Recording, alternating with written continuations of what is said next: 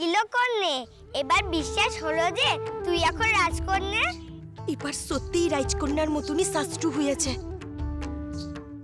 কিন্তু আমুদের কাজ শেষ হওয়ার আগেই যদি ওদের ঘুমটু ভেঙে যায় তাহলে? কিচ্ছু হবে না মলুয়া।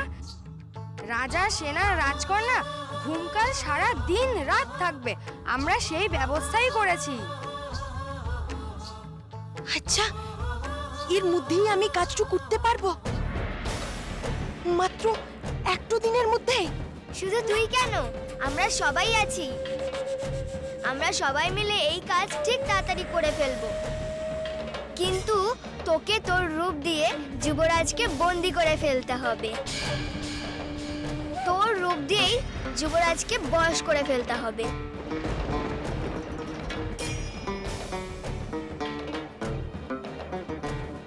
তুই আগেও সুন্দর ছিলি, ব্যঙ্গমি শুধু তোকে দেখতে শিখিয়েছে।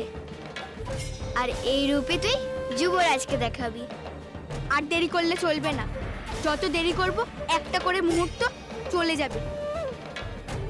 এখন চল, আমাদের হাতে মাত্র আর একদিন আর একটা রাত সময় আছে। তোদের এই সাহায্যের কথা আমু কোনোদিনও ভুলবো লাই রে। তোদের যদি কোনোদিনও কোনো সাহায্য আমুকে লাগে তাহলে আমু করে দেব। এবার আমু যাই। যাবার আগে শুনে যা, যেরকম বিশাল রাজাদের ঘুম ভাঙবে পরশু সকালে, সেই রকমই কিন্তু তোদের রূপও পরশু অব্দি কন্যে।